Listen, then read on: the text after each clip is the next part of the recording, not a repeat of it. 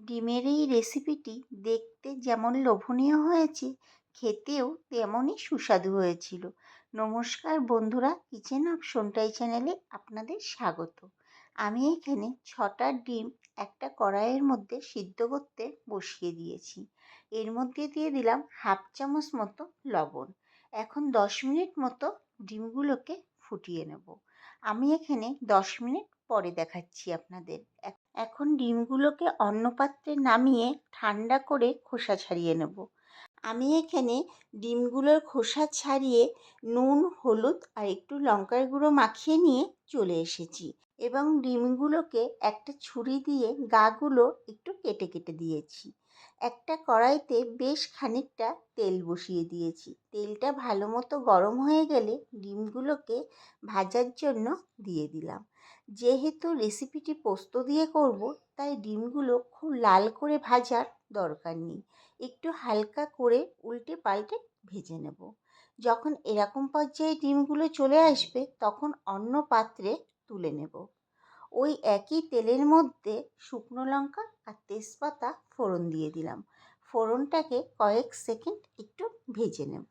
এর মধ্যে দিয়ে দেব দুটো মাঝারি সাইজের পেঁয়াজ কুচি। এই রেসিপিটায় পেঁয়াজটা একটু বেশি ব্যবহার করলে খেতে কিন্তু বেশ ভালো লাগবে। পেঁয়াজটার মধ্যে পরিমাণ মতো লবণ এবং হলুদ দিয়ে দিলাম। এখন পেঁয়াজটাকে ভালো করে ভেজে নেব। এইদিকে পেঁয়াজটা ভাজা হতে থাক, চলুন একটা মশলা তৈরি করে নিই। আমি এখানে একটা মিক্সি বাটি নিয়ে নিয়েছি। এর মধ্যে 3 চামচ মতো পোস্ত নিয়ে নিয়েছি আর 4টে কাঁচা লঙ্কা। এখন মশলাটা পেস্ট করে সাইডে রেখে দেব। এইদিকে পেঁয়াজটাও একটু নাড়া দিয়ে নিই।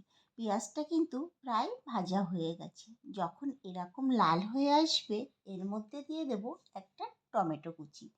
টমেটোটাকেও তেলের সাথে বেশ ভালো করে নাড়াচাড়া করে নেব। এবার দিয়ে দিলাম 1 চামচ মতো আদা বাটা। আদাটাকেও বেশ ভালো করে নাড়াচাড়া করে নেব, যাতে কাঁচা আদার গন্ধটা চলে যায়। দেখুন, আমার এখানে কিন্তু সব কিছু বেশ ভালোভাবে নরম হয়ে এসছে। এরকম পর্যায়ে চলে আসলে তখন এর মধ্যে দিয়ে দেব পোস্ত বাটার পেস্টটা। এখন সব কিছু ভালো করে মিশিয়ে নিচ্ছি। আর গ্যাসের ফ্লেমটাকে মিডিয়ামে রেখে নাড়তে হবে, যতক্ষণ না ভালোভাবে তেল ছেড়ে না যায়। যখন এরকম পর্যায়ে চলে আসবে, তখন এর মধ্যে দিয়ে দেব পরিমাণ মতো জল। তবে পোস্ত কষাতে বেশি সময় লাগে না। আমি এখানে 4 থেকে 5 মিনিট মতো কষিয়ে নিয়েছিলাম। ঝোলটা ফুটে উঠলে এর মধ্যে ভেজে রাখা ডিমগুলোকে দিয়ে ভালোভাবে ঝোলের সাথে মিশিয়ে নিলাম। এখন গ্যাসের ফ্লেমটাকে মিডিয়ামে রেখে কড়াইটাকে ঢেকে দিচ্ছি 5 মিনিটের জন্য। 5 মিনিট পর ফিরে আসলাম। সব কিছু একটু ভালোভাবে মিশিয়ে নিচ্ছি। উপর দিয়ে দেবো 3-4টে চেরা কাঁচা লঙ্কা। এই রেসিপিটায় কাঁচা লঙ্কার গন্ধটা কিন্তু বেশ ভালো লাগে। আবারও ঢেকে দিলাম 5 মিনিটের জন্য। 5 মিনিট পর ফিরে আসলাম। আমি এখানে এরকম গ্রেভি রেখেই নামিয়ে নেব। আপনারা চাইলে আরও কমও রাখতে পারেন বা আরেকটু ঝোলও রাখতে পারেন। তবে এই রেসিপিতে একটু মাখো মাখোটাই ভালো লাগবে। সবশেষে উপর দিয়ে দিয়ে দেবো কাঁচা সর্ষের তেল। এই কাঁচা সর্ষের তেলটা দিতে কিন্তু ভুলে গেলে চলবে না। এর জন্যই কিন্তু রেসিপিটা এতটাই সুস্বাদু হয়। আর একটু ধনেপাতা কুচি দিয়ে সব কিছু মিশিয়ে কড়াই থেকে নামিয়ে নিয়েছি।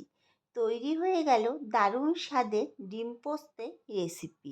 একবার হলেও এইভাবে বাড়িতে তৈরি করে দেখতে পারেন।